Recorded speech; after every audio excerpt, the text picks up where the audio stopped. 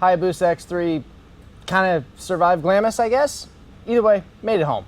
And Glamis was a lot of fun. It was a really good experience, and we learned a lot, and we realized we kind of made a few mistakes on here that we need to get figured out, and we also need to add a shitload more power. So, before we add a bunch of power, right, if you guys remember, we had a bunch of sand ingestion issues and stuff like that, and it never totally ran quite right.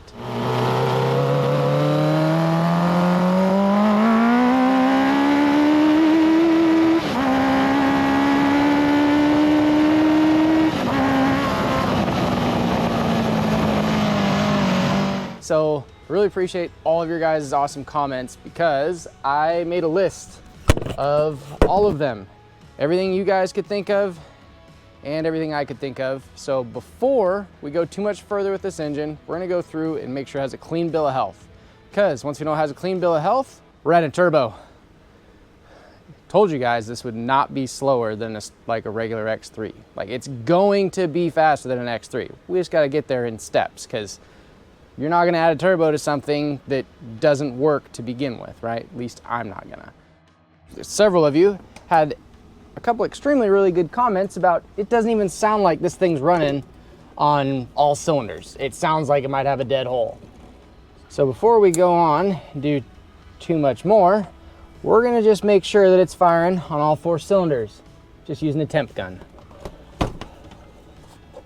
So each one of the exhaust primaries should be approximately the same temp when we start it, right? She doesn't like mornings.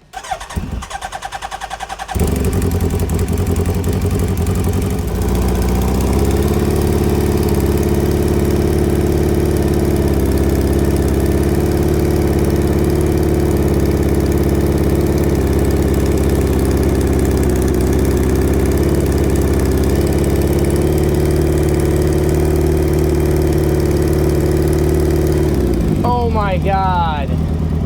You have got to be kidding me. Ugh. Okay, I want to go on record. Normally when I build stuff and I don't film it, I know it doesn't count, but like, I do a good job, okay? Oh my God. So, temperature gun is just gonna read the exhaust temps. All right, cylinder number 4, about 300. You know, number 3, about 300. Okay, about 300. Yeah, not even close to 300. An engine needs 3 things to run, right? It needs fuel, needs air, needs spark, and then also needs all 3 of those things to happen at just the right time. You know, but basically those are the 3 things it needs, right? So air is delivered by the piston going up and down, so pretty sure we have that going on. I'm gonna assume that for now, right? So the next things we're gonna check is if we have spark and if we have fuel. Because the fuel injector is right there, and I think that's probably the easiest thing to get to right now. I'm gonna try that first. Also, if we did not have spark, based on how long this was running, that fuel injector would be constantly just pumping fuel into that cylinder, washing down the rings, and there should be fuel in the oil. And I don't smell that. Do you know how badly I want to just put this injector in here and start it up and see if it just like purges gas out? But I'm also super nervous about somehow starting a fire that way. But there is a small part of my brain that goes, you should do it. Okay. Now we have injectors 1 and 2 flip-flopped, and then coil packs 1 and 3 flip-flopped. And I also verified the wiring, and I verified that like all the plugs and everything like that are all connected and whatnot. So we should be ready to try this thing.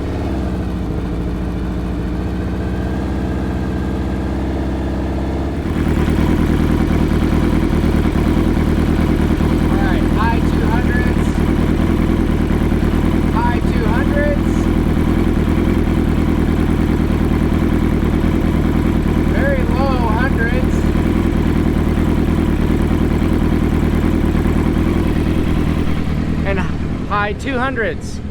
So that means whatever we did with 1 and 2 is wrong. Injector. Looks like we need injectors again. So I'm gonna order full set of injectors. That way we're just starting fresh, because I don't know which ones are replaced or not. So I'm throwing all of them in the garbage. We're just gonna start fresh. Just, yeah. Because trust me, I'm normally not this dumb. Normally I kind of have my shit together. I mean, you wouldn't know it, but I normally do. So while we're waiting for that, let's do a compression test on it, just to make sure it's got a clean bill of health the rest of the way. And if something kind of shows up funky in the compression test, we'll do a leak down just in case. So, all right, compression test. So, got her in cylinder number 1. Let's go hit the key. Let's see what happens.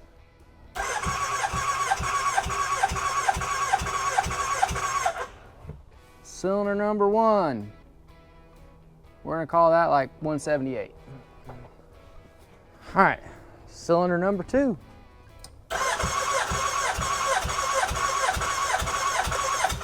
I'm gonna call that basically the same. So the whole goal of doing a compression test is to basically check and make sure that mechanically most stuff inside the engine is good. You're not gonna be able to tell everything, obviously, but you should be able to tell a good chunk of, you know, if everything in there is okay mechanically. Really want to get this thing running well and have a clean bill of health before we add a turbo to it, just because that could make it really challenging to diagnose any issues. Cylinder number 3. Okay, I'll call that 175. Cylinder number 4. Call that like 170, call it like 171. Better. All right, not gonna lie, it's pretty good. So basically we wanna make sure that all these pressures, right? Those all should, I mean, ballpark without looking at the manual, they should be like within 10% of each other. They're definitely within 10% of each other. So I'm gonna say that thing mechanically inside is probably not perfect, but she's pretty good. I was a little bit nervous that we may have like burnt a valve or something like that with the whole exhaust situation. Yeah, oops. 2,000 years later. Well, for you guys, it's been 12 seconds. For me, it's been a few days. Fresh injectors. All 4 of those ones went in the garbage, and all 4 of these ones are going in. We're starting over again, because I don't know which ones of those were originals and which ones of those were new ones, and I'm not gonna sort it out. We're starting fresh. Fresh injectors are in. I just checked all the spark plug gaps. They were all perfect. So throwing all that stuff back in there, fuel lines are all connected up. We're gonna give this thing one more try. And if this doesn't work, gasoline and road flare, we're gonna make s'mores or something.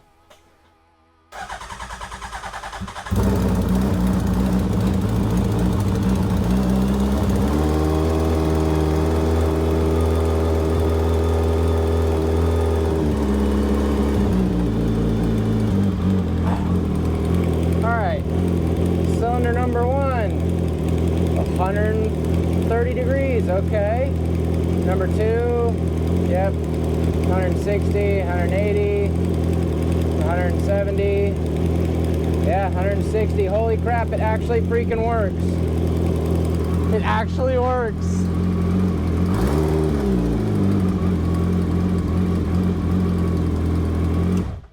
Now we gotta go play with it. Wow. So that means that whole time in Glamis, it was running on 3 cylinders. And that 4th cylinder was robbing power. No wonder it seemed like a turd.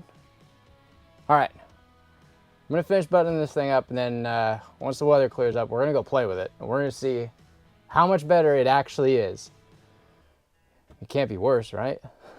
So the last thing that we need to do to get this thing ready to go for another test drive, to see if we got it all sorted out, is we got to swap out the chain. Well, we're gonna have to make another chain and then install it. In trying to take this one off though, I actually think the master link has basically welded itself to the chain. I already had this off of here many times, and it is now not coming off. Like, I cannot get this side of the master link over here to pop away from the chain. Yeah, so I don't know why. And also, this side of the master link has like lost all of its, it's like it's lost all of its like springiness, I guess. It doesn't want to spring back at all. Yeah, obviously it's not spring steel, but it just is ridiculously easy to bend. All right, we're just gonna break it. Let go. Let it go. There you go. Oh, wow. Ooh. Ooh, that's bad. Okay. Wow.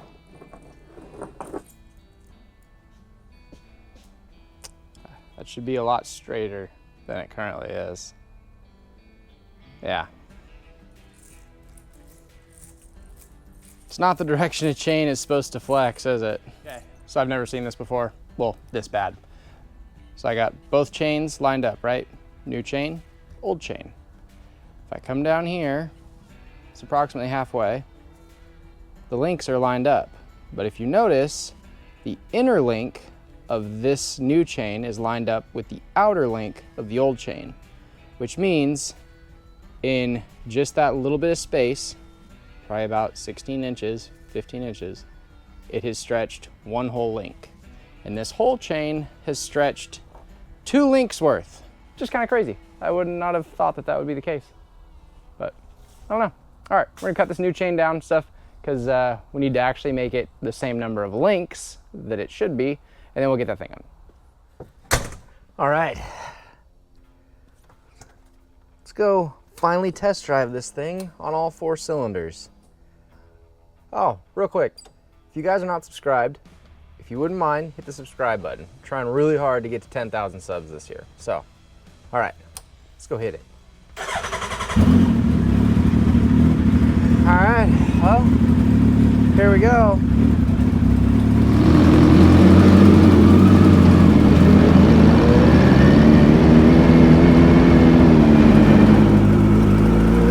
I still cannot believe we drove this thing for so long on 3 cylinders. Definitely not proud of that. That's for sure. Not good.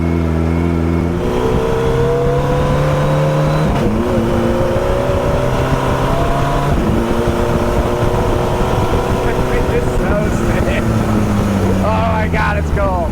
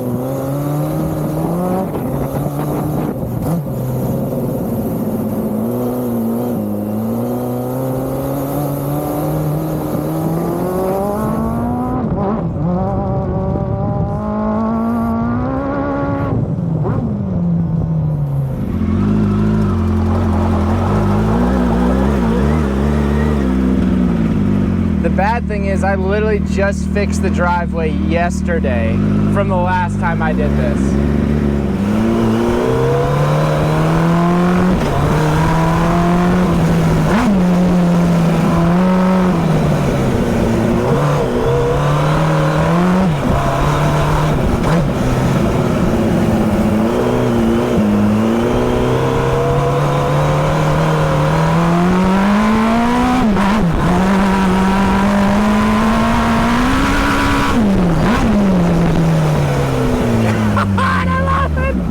This thing is so sick. Oh my God, that's the best thing ever.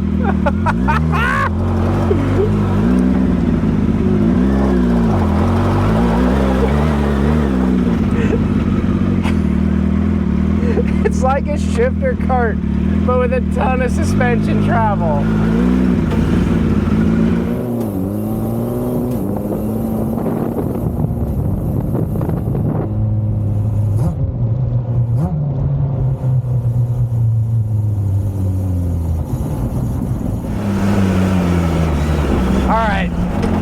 That's good enough at home. We gotta go someplace where we can actually go have some fun with this thing.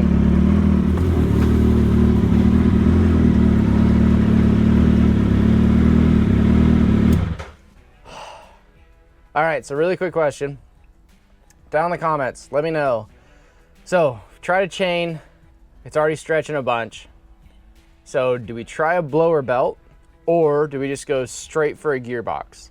Part of me is curious how well a blower belt would work. The other part of me is like, just stop wasting time and let's just go to something we know will work. You know what I mean? So if you wouldn't mind, let me know in the comments below because yeah, I'm a little torn. I don't know which one I want to do. So, all right, I'm gonna work on getting this thing loaded up and stuff like that. And we're gonna go have some real fun with it now that we know it works again.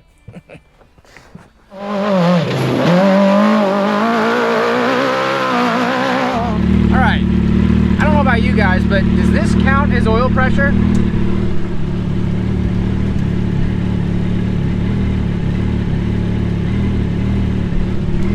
I mean, technically there is a gap between the needle and the peg. And as I turn it off, it didn't really drop much more.